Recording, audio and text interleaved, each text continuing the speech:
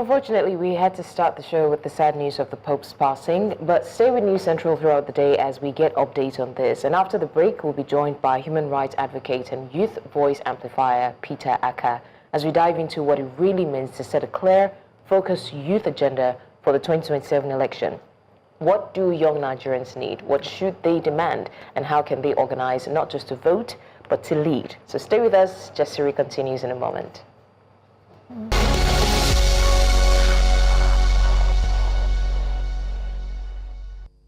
Welcome back to Jasiri, where bold voices meet the big issues. The 2027 elections may seem distant, but for a generation tired of waiting, the time to act is now. With over 70% of Nigeria's population under 30, the youth aren't just voters, they could be a political force, a movement, and the heartbeat of a nation in transition.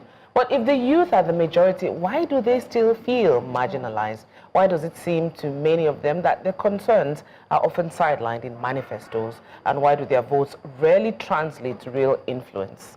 Peter Aka joins us again this morning, human rights advocate, civic educator, a tireless voice for the youth inclusion. He's here to help us unpack how young Nigerians can set the agenda before the political class does it for them. Peter, welcome again to the show. Peter the Rock. An absolute pleasure being here again. It's so refreshing. One of the fastest comeback. But somebody has you beat. Somebody, we had a conversation so good, we had to bring them back and be like 2 days later.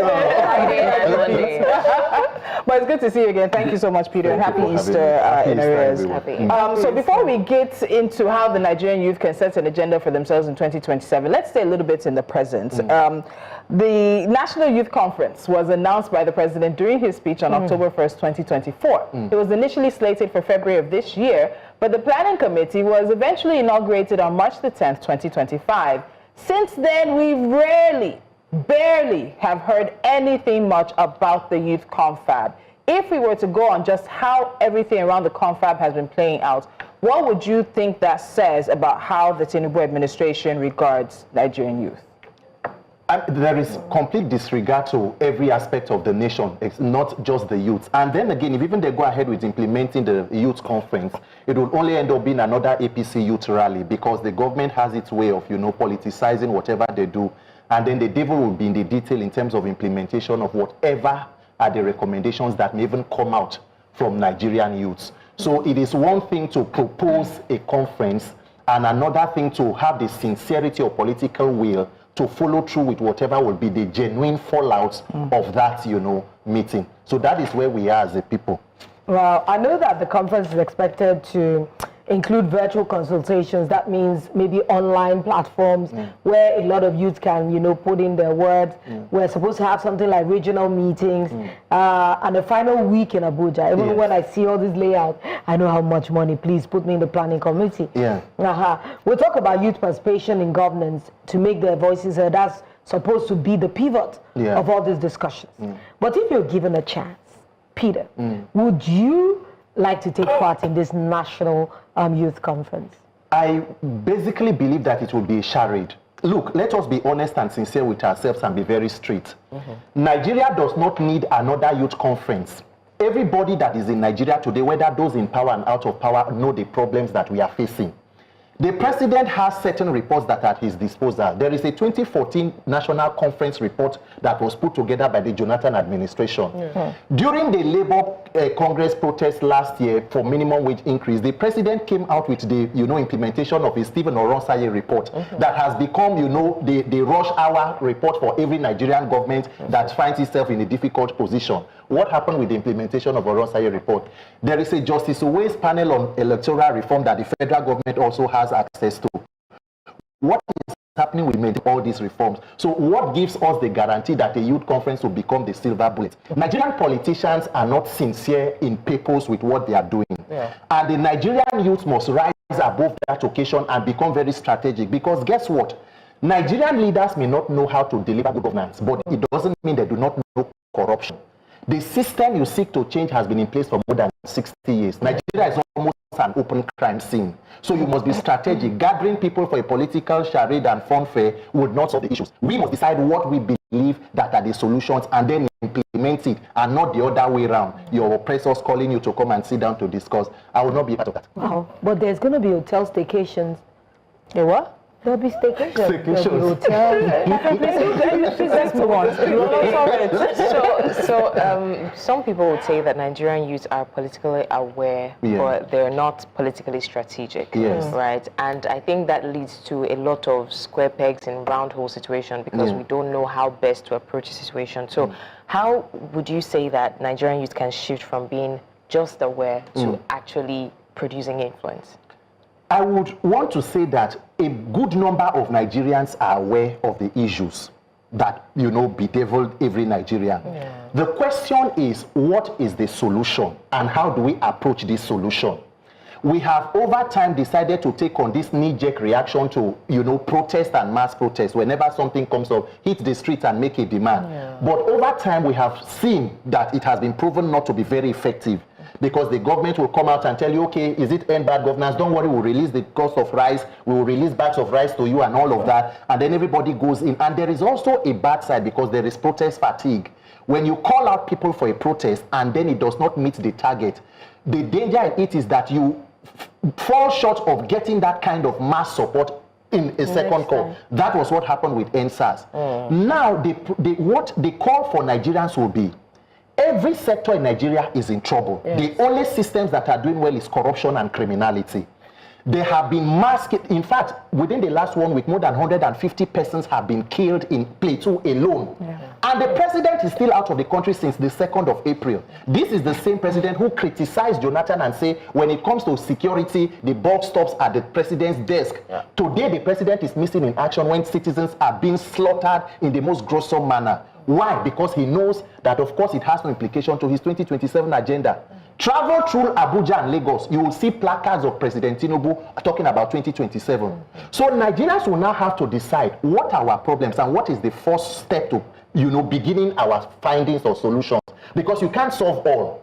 We take on one that gives you the foundation to begin to change others. That is where the Nigerian youth conversation must be centered on at this point. But can we do that, though? I mean, I hear you and saying that the call for we need to understand where we are going as a people and what to demand. And we have to be, the way you put it, we have to pick something that has a ripple effect. That will probably touch all the others, but it has to have a foundational grasp on one. And if we use that, we hold on to that one with our dear lives, then change can begin to come. Exactly. But do you think political parties are just using the youth to catch trips? Like, look at between now and 2027. You said it.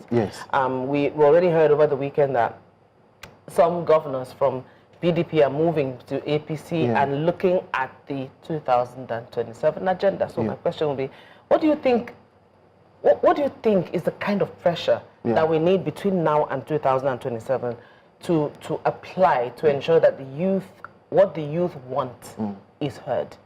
The pressure that needs to be applied at this point would be maximum civil pressure on the National Assembly to amend the Electoral Act. And Nigerians guarantee that there should be free, fair, and credible elections in 2027. Other than that, if you look at the permutations that are going on, a few days ago, the Minister for FCT held a media conference where he boastfully said that Peter Obi cannot win. In Nigeria, it is not about the best. If you look at the trend, the arrogance of the ruling party is in the fact that they know that there is disenfranchisement of the people. The democratization of disenfranchisement. Without your vote or not, we are going to come back. That is why when you have failed in the first 2 years, you are talking about a second term. So now Nigerians will go, but when you talk about electoral reforms, a lot of Nigerians are scared. And what we fail to understand is this. INEC and the National Assembly already presented a caveat, but it was very sinister. The Electoral Act provided for electronic transmission of results, but it made it optional for INEC. The simple protest Nigerian youth must do today, following this 30-day challenge, is going back to the National Assembly. That section 65 that says the presiding officer at the polling unit can transmit results in a manner chosen by INEC must be taken out and replaced with mandatory. And then any other clause that you know, if you want to get independent candidacy, because what they have done is to hijack political party registration. You cannot register a new political party. Look, Nigerian youth know what to do. They know the problems, and they are not attached to one person. You saw what they did with the obedient movement. They proved that we can be our own people, but the system failed the Nigerian youth. But even the Nigerian Hold the dot. We have Catherine, just hold it like this. We have to go on a quick timeout. There's more on this conversation when we come back. Setting the youth agenda for 2027. Stay with us.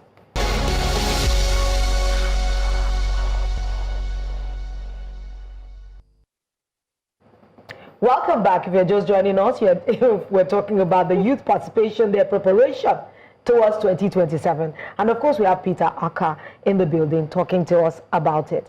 If you're under 35 in Nigeria, you've probably heard it before. You are the leaders of tomorrow. I don't like this. It reminds me of my childhood, honestly. But tomorrow keeps coming, and the power keeps staying elsewhere. Today on Jasiri, we are asking, what will it take for young Nigerians to stop being political spectators and start becoming real power brokers? With the 2027 elections on the horizon, the moment isn't about waiting to be included. It's about setting the agenda now, loud and clear. Peter Aka is still with us. Peter, let's be honest. The youth have been hearing this future, the future. It's been on for I cannot lie to you. When I was a young child, we used to have this vision 2020. It was 2020. We did already. Yes, and it was something that we looked, it was hopeful. I can't lie to you. When you hear that vision, you feel as if, everything is just going to come together this year. And the year came and brought for us COVID. Vision 2030. But the system doesn't even reflect our voice. Why do you think young Nigerians continue to be excluded from real power? Is it structural, or is this something that we brought upon ourselves that is self-inflicted? Because there are many angles to it. How is that happening? You know, in fairness to the Nigerian youth, we have found ourselves in a dilemma where we need to undo the mess of past and previous generations, and also the ones that we have also created. Because you ask yourself exactly, the generations ahead, what exactly was left on ground for the Nigerian youth? And now we are stuck in a situation where we need to now begin to unravel this thing. Unfortunately for Nigeria, there is no worst case scenario, because the fact that things are this bad do not mean it will not become worse for us as a people. That is why the Nigerian youth today has been scrambling for whatever solution they can hang on. We came up with NSAS, they fired live arms at us. We came up with N-bad governance, they decided to arrest us. As we are talking, there are some N-bad governor, NSAS protesters who are still in prison. As we are talking, more than 5 years, going to 5 years after that protest. In fact, the Lagos state government has not even agreed to how many persons' bodies were found in the morgue who turned off the lights. It is still a challenge. So when you see the burden that is on the Nigerian youth, but my plea and my call, what I have been seeking and becoming almost a broken record, is that we must be strategic. If you go on social media, you hear certain persons begin to tell you about revolution now, my uncle Showore, who I so much respect. The question you will ask yourself is, if there is a revolution today, and for example, the president leaves, who takes over? That is the Vice President Shetima. The third in succession is Akpabio, or you want to go through the military route. And even when there is a total removal of, you must still have an electoral process where somebody who has the legitimacy to rule or lead will be brought in. So if you look at our entire dilemma, it boils back to an electoral process. That is why what I'm doing now is citizen sensitization. I will personally take a letter to the National Assembly in due course. I will begin my own one-man protest, because that is the only way we can begin to unravel this. When everybody in Nigeria begins to sing about INEC and elections, they will get the point. President Tinubu knows. God's will Akpabio, the Senate President, knows. Okay. So you feel we should attack from base. In other words, when I say attack, not literally, but let's focus the problem. Let's focus attention on the problem, and the problem here is the base. Yes. Is the way that politicians get into power. Look, forget about anything economy. Don't talk about, if President Tinubu does not want to fix inflation, let him not fix. If he doesn't want to fix insecurity, let him not fix. Let's start. Get a means to hold him accountable in 2027 and see. Let a politician know that this system can bring me in and this system can take me out. Then go there and don't deliver. Do you not think that this hour we have the odds stacked against us? Because I remember during the electoral process how difficult it was made for you to be able to get your voters card. Yes. I believe that abroad you can actually go to your local government from time to time and get your voters. It's as seamless as but INEC will tell you that there are a couple millions of voter cards that have yet to be collected. Even up to the election, I think up to a week or so before the elections, they were making news, come and collect your voters card. But I want to ask you something, because you talked about when all of us face one issue at a time, we will get a resolution. Are the issues that urban youth and rural youth facing the same? Because you often seem to see a disconnect between youth in urban areas and youth in rural areas when it comes to mobilization. There's even a geopolitical regional divide that comes into it as well. So how do you get young people to bridge the divide that truly will create a national youth agenda, a national youth movement? Because we saw it with End Bad Governance, I believe, even NSARS, where we were told that some places in this country were told not to come out and join the protest. In End Bad Governance, we saw a governor come out and thank his young people for not taking part in the protest. So you see that it often looks like we're not all, I'm not a youth, sorry, all the youth are not on the same page. Youth at heart. Yeah, thank you very much. Look, the truth of the matter is when you see certain of these divisions, although they exist, but they are also the handwork of evil and corrupt politicians. They know how to throw stones of division. Look, there is nothing that unites a people than their collective pain and suffering. Every Nigerian today knows that the price of a liter of petrol is higher. The cost of a bag of rice is higher. They know that power has been epileptic in certain or most areas of the country. Even those who are on certain bands A to Z are paying through their nose strills. So now what it means is that if you bring the agenda of electoral reform, everybody in Nigeria has been a victim. There are certain persons in Borno State today who have a senator that they did not vote for, who did not contest through the primaries. He's there through the judiciary. If you look at what happened in Kano, remember that when the governorship election went to the tribunal, it was upheld at the High Court. It was turned down by the appeal court. When they saw the reaction from the Kano state citizens at the Supreme Court, they decided to realign. In fact, there were allegations that there were 2 judgments that were kept to be released on the day of that ruling.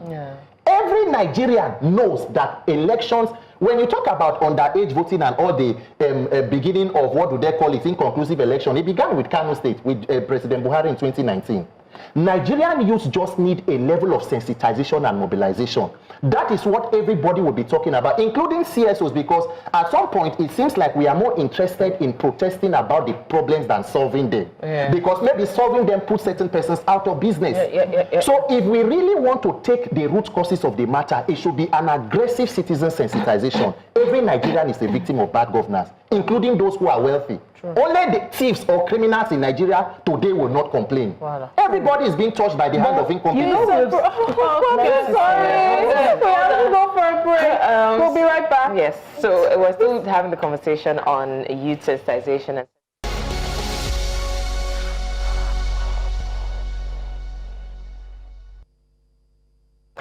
We are in the final moments of our conversation with Peter Aka on setting the youth agenda for 2027. Peter, what would a real youth agenda for 2027 be like, and beyond the slogans? What are the top 3 non-negotiable young people? What should young people be pushing for? I mean, top 3. Like if you have to say 1, 2, 3. So that everybody, you've been talking about an agenda, a single focus. What if you have to itemize it in 3 spaces? What would 1, 2, 3 be? Nigerian youths, our focus number 1 is INEC, number 2 INEC, number 3 INEC. By the time you are done with INEC, you can talk about constitutional reform, judicial reform, law enforcement reform, but it must begin by sending people into power who have the competence and character to reform. It will begin by realizing the dilemma we are today. What the current administration is providing for Nigeria is the textbook definition of how not to govern a country. Nigeria almost exists so that other countries can learn how not to govern their countries. It is a criminality and corruption Armageddon. And if you do nothing by 2027, it will only get worse. But see, Peter, when you say all of this, when you look at the numbers, in totality, National Assembly members, State House of Assembly members, governors, presidents, ministers. They are what? Maybe 1%, maybe 2% of the totality of the Nigerian population. Meanwhile, they seem to hold everybody's lives and everybody's possibilities in their hands. Are we not responsible for allowing the situation to get to where it is? We are. Our people go say that the way you see that night cameraman go snap you. The truth of the matter is that Nigerians are in a hostage situation, and we have failed to realize. In fact, a lot of Nigerians are rather cooperating with the persons who took you hostage. That is the Stockholm syndrome. That is why today we can see the arrogance that is going on, and what we are observing is a dangerous state capture, where the National Assembly, who should be performing oversight, have literally become an APC town hall. It is an extension of the executive. The judiciary is gone. Now, Nigerians must find the courage and the wisdom to, one, be strategic, and two, be firm. Nation building is not a sprint, it is a marathon. Everything will not turn around in a moment. Take one strategic step at a time. Secure that foundation, then we can build on it. So let's go back. I'm so sorry. Let's go back to the National Assembly. The National Assembly in totality is not made up of APC. There's PDP, there's LP, there's in some, I think NNPP as well. And one of the things I was really expecting from these other parties was to see bills, was to see action and conversations and conversations that reflect what was really happening. You have the party in power, then you have those who are in opposition. And I'm sorry to say, for many of them, opposition parties have disappointed the National Assembly because they seem to align with everything that the party in power is doing. But so we have opposition. We have people voted for thinking, okay, you're not all laying down and facing the same direction. What happens to them? Ms. Lu, let us be honest with ourselves. Nigeria should not pretend that we don't know what we are experiencing. What is going on at the federal level has a template that has been fully implemented in Lagos State. President Tinubu is not a normal politician. A senator stood up and told you on national TV that the National Assembly is not opposition friendly and it's not women friendly. There was a recent video where a former Senate Minority Leader, Senator Inaya Kotabaribe from Abia State, had to walk out of the National Assembly when the presiding officer refused another opposition lawmaker an opportunity to raise a bill. What do you think happened with Senator Natasha? When you talk about state capture, it is the executive wielding its entire power to ensure that anybody who tries to be a voice of dissent is put this way. That is what is going on in the National Assembly. And if you know the enormous, and this is not trying to hold place for the opposition lawmakers, because they are a huge disappointment. If you cannot stand up and speak up for a time like this, then what do you expect from defenseless persons like us? People who are on the street, with your security, with your money, you decide to be on the same bed with the persons who are oppressing Nigerians. That is why Nigerians must decide that we are tired of the entire system. In the words of the Reverend Tunde Bakari, you saw his State of the Union address. He said, what we are seeing is political banditry. It is motopark politics. Literally, that is what is going on. For Reverend Tunde Bakari to come up with such a scathing rebuke of the Tinubu presidency, Nigerian youth must decide to come together and say, enough. Okay, I would have dabbled in the... Because we have a few things to say. I know, trust me, I would have dabbled. Tunde Bakari has also dined at the table. I mean, he's a part of them. If all of us are supposed to bring the religious institutions, okay, we can't do it on our own, the youth cannot do it on our own, Nigerians cannot do it on our own. Let's get these religious bodies to the table. Guys, can you help us? Because whether they like it or not, we, oh God, one of the most hypocritical sects is the religious institution. We find succor, we find solace in the churches. So can we not use the church to steamroll and say that, okay, the churches and the traditional institutions and religious institutions are homes to millions of people. Everybody. We have confidence in them. So why are we not using that again? And recently, a pastor stood on his altar and said, we don't accept bashing of politicians here. If we continue in that line, then it's a problem. Because Nigerians, we are dancing around. Unfortunately, religious and traditional institutions are just appendages of the political class. When you talk about the Nigerian elite, it includes religious leaders, the most hypocritic set of persons. You do not hear them talk about election and where to vote. After election, they crawl out of their holes and begin to tell you to pray for the government. They are a part of why the Nigerian citizenry have been held down. And that is why with all our number of religious institutions, we do not have any meaningful impact. Everybody prays in a mosque. Everybody prays in a church. Who is stealing money in government? Ghosts. Right. Let me ask a final question because we don't have any more time. Peter, this is what happens. But one thing I want you to hammer on, because I think people might feel like we are creating mountains out of molehills if young people don't want to get involved. There was a statistic that we put up about the number of young people who are now part of the voting electorate. And by 2027, that number is going to swell again because millions more young Nigerians will turn 18 and have the right to vote. But are they involved? Are they interested? Their focus mainly is on Japa or finding a way to sort of make enough money to isolate themselves from the issues of Nigeria. So my last question to you is this. What is your biggest fear if young people don't mobilize properly ahead of 2027? And what is your biggest hope that if they do, this is what will happen? Very quickly. I do not fear for Nigerian youths. I believe that we have the requisite courage and capacity. We need leadership that is strong, strategic, and firm. My hope is that Nigerian youths have proven before that they can build something out of nothing. What we need to do right now is to begin a challenge. Tell President Tinubu to come out and state clearly that if you are a Democrat, Your Excellency, commit to free and fair elections in 2027. If he fails to commit to, we must ensure that we mount maximum civil pressure as peaceful Nigerian youths and get what we need from this system, or else we have more years of lamentation.